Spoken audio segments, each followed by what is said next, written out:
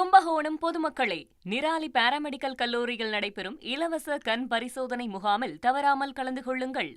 அரசு பேருந்து கட்டணத்தில் ஆம்னி பேருந்துகளை இயக்க தயாரா இருக்கும் அப்படின்னு அனைத்து ஆம்னி பேருந்துகள் உரிமையாளர்கள் மற்றும் ஆபரேட்டர்கள் சங்கம் முதலமைச்சர் கிட்ட ஒரு கோரிக்கையை விடுத்திருக்கு. ஆர்டிஓ அலுவலகங்களை ஆம்னி பஸ்களுக்கான அனுமதியை பெறுவதற்கு ₹1 கூட தற்போது லஞ்சம் வாங்கல. அதனால விழா காலங்களில் தொடர்ந்து ஆம்னி பஸ் கட்டணம் உயர்வுன்ற ஒரு குற்றச்சாட்டு பல்வேறு ஆண்டுகளாக நீடிச்சிட்டு வருது. அதற்கு முற்றுப்புள்ளி வைக்கக்கூடிய வகையில் முதலமைச்சர் கிட்ட அனைத்து ஆம்னி பஸ் உரிமையாளர்கள் சங்கம் சார்ந்த ஒரு 500 பேருந்துகள் வருடம் முழுவதும் அரசு பேருந்து கட்டணத்தில் இயங்குவதற்கு அனுமதி கோரி தற்போது ஒரு விண்ணப்பத்தை கொடுத்திருக்கிறார்கள்.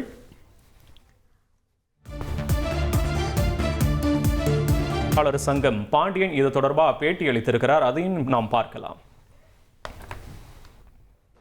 மற்றும் ஆபரேட்டர் சங்கம் சார்பாக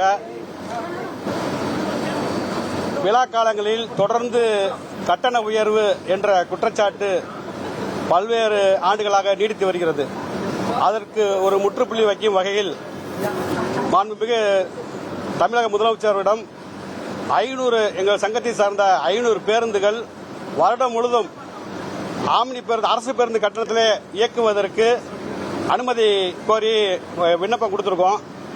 அந்த 500 பேருந்துகளை அரசு பேருந்து கட்டணத்திலேயே இயக்குவதற்கு தயாராக இருக்கிறோம் அப்படிங்கிற விஷயத்தை நாங்கள் சொல்லியிருக்கோம். அது முடிவு பண்ணி சொல்லிட்டு இருக்காங்க. அதே போல தமிழகத்தில் சுற்றுலா பெர்மிட் கிடையாது. ஆம்னி பேருந்து பெர்மிட்டை தான் சுற்றுலா பெர்மிட்டாகவும் யூஸ் பண்றாங்க. அதனால ஆம்னி பேருந்து பெர்மிட் தனியாகவும் சுற்றுலா பேருந்துகளுக்கு தனியாகவும் பெர்மிட் வழங்க வேண்டும்ங்கிற ஒரு கோரிக்கையை வச்சிருக்கோம். அது பரிசீலனையில் இருக்குன்னு சொல்லியிருக்காங்க.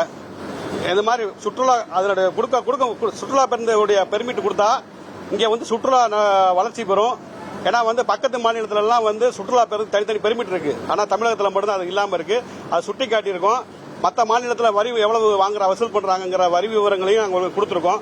அந்த இதில் புது பெர்மிட் வழங்க வேண்டும் என்ற ஒரு உத்தரவு கேட்டு நாங்கள் விண்ணப்பிச்சிருக்கோம். அது விரைவில் கிடைக்குங்கிற எதிர்பார்த்துட்டு இருக்கோம்.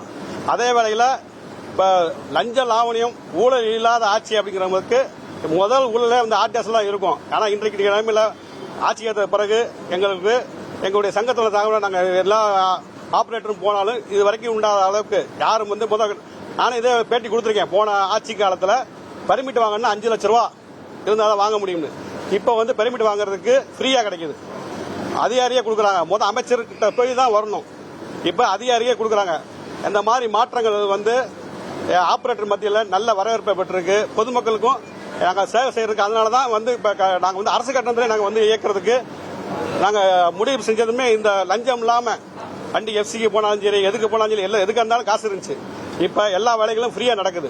அதன் காரணமாக நாங்கள் 500 பேருந்துகளை அரசுக்கு ஒத்துழைக்குங்கிற வகையிலும் பொதுமக்களுக்கு சேவை செய்கின்ற வகையிலும் 500 பேருந்தை அரசு கட்டணத்தில் இயக்குவதற்கு நாங்கள் தயாராக இருக்கோம். அரசு அதற்கு உத்தரவு கொடுத்தா நாங்கள் தயாராக இருக்கோம் என்பதை தெரிவித்துக் கொள்கிறோம். அதே போல அதிகாரிகளை டிசியை மாத்திக்கிட்டே இருக்காங்க. சில பேர் தவறான பழைய இடத்தரகர்கள் இருந்தாங்க. அவங்களுக்கு இப்ப வேலை நடக்க மாட்டேங்குது. அவங்க மறுபடியும் பணம் கொடுக்க முயற்சி பண்றாங்க.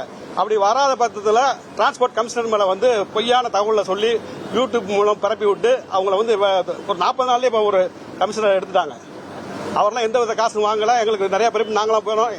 வேலை எல்லாம் கரெக்டா நடந்துச்சு. அது ஏன் மாத்தினாங்கன்னு தெரியல. ஆனா யூடியூப்ல கேட்டா அவரு பணம் வாங்கினாரு அப்படின்றாங்க. இது வரைக்கும் எங்க சங்கத்தில் கிட்டத்தட்ட ஒரு 40 பேர் நாங்க அங்க போய் எங்க ஆளுங்க வாங்கியிருக்காங்க. யாருக்கிட்டும் எந்த கட்டணமும் அவங்க வாங்கல என்பதை தெரிவிச்சுக்கொள்ளும். கும்பகோணம் பொதுமக்களே, நிராலி பாராமெடிக்கல் கல்லூரியில் நடைபெறும் இலவச கண் பரிசோதனை முகாமில் தவறாமல் கலந்து கொள்ளுங்கள்.